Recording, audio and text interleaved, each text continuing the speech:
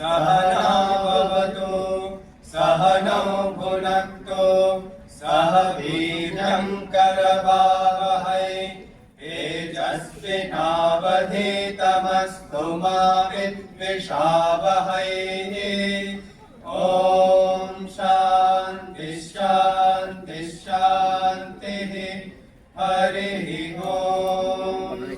सहस्रशीर्षं देवम् इत्याद्यस्य द्वादशचर्चस्य तैत्तरीयसूक्तस्य नारायणऋषिः अनुष्टुप् छन्दः। श्रीमन्नारायणाख्यः परमात्मा देवता श्रीरामकृष्णप्रीत्यर्थे ब्रह्मजपयज्ञे च विनियोगः। ॐ सहस्रशीर्षं देवं विश्वाक्षं विश्वशम्भुवं विश्वन्नारायणं देवमक्षरं परमं पदं विश्वतः परमानित्यं विश्वन्नारायणं हरिं विश्वमेवेदं पुरुषस्तद्विश्वमुपजीवति पतिं विश्वस्यात्मेश्वरगुं शाश्वतगुं शिवमच्युतं नारायणं महाज्ञेयं विश्वात्मानं परायणं नारायणपरो ज्योतिरात्मा नारायणः परः नारायणपरं ब्रह्म तत्त्वन्नारायणः परः नारायणपरो ध्याता ध्यानं नारायणः परः यच्च किञ्चित् जगत् सर्वं दृश्यते श्रूयतेऽपि वा अन्तर्बहिश्च तत्सर्वं व्याप्य नारायणस्थितः अनन्तमव्ययं कविगुं समुद्रेऽन्तं विश्वशम्भुवम् पद्मकोशप्रतीकाशगुं हृदयं चाप्यधोमुखम् अधो निश्चापितस्यान्तेनाभ्यामुपरि तिष्ठति ज्वालमालाकुलं भाति विश्वस्यायतनं महत् सन्ततगुं शिलाभिस्तुलं वत्याकोशसन्निभम्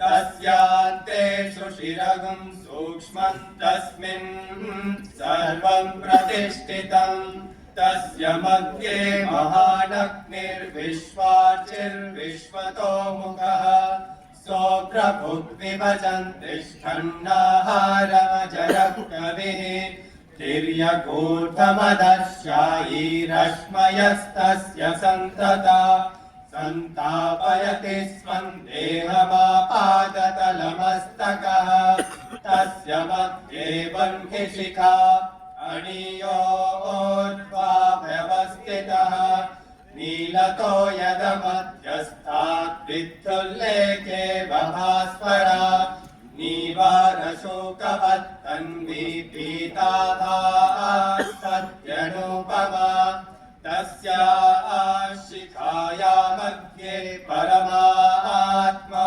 व्यवस्थितः स ब्रह्म स शिवः स हरिः सेन्द्रः सोऽक्षरः परमस्वराट् कृतगुं सत्यं परं ब्रह्म पुरुषं कृष्णपिङ्गलम् ऊर्ध्वरेतं विरूपाक्षं विश्वरूपाय वै नमो नमः। ॐ नारायणाय विद्महे वासुदेवाय धीमहि तन्नो विष्णुः प्रचोदयात्। ॐ शान्ति शान्ति शान्तिः। हरिः ॐ।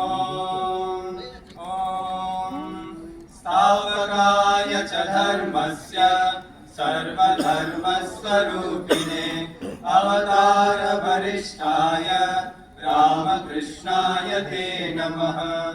ॐ यथा वेदायिका शक्ति रामकृष्णे स्थिता हिया सर्वविद्यास्वरूपान्तां शारदां प्रणमाम्यहम्। ॐ नमः श्रीयतिराजाय विवेकानन्दसूरये सच्चित्सुखस्वरूपाय स्वामिने तापहारिणे ॐ कालिन्दे पुल्लकमले माधवेन क्रीडारत ब्रह्मानन्द नमस्तुभ्यं सद्गुरो लोकनायक ॐ योगानन्दः प्रेमानन्दश्चान्ये वैये च पार्षदाः रामकृष्णगतप्राणाः सर्वांस्तां प्रणमाम्यहम् ॐ शान्ति शान्ति शान्तिः हरिः ॐ तत्सत् श्रीरामकृष्णार्पणमस्तु।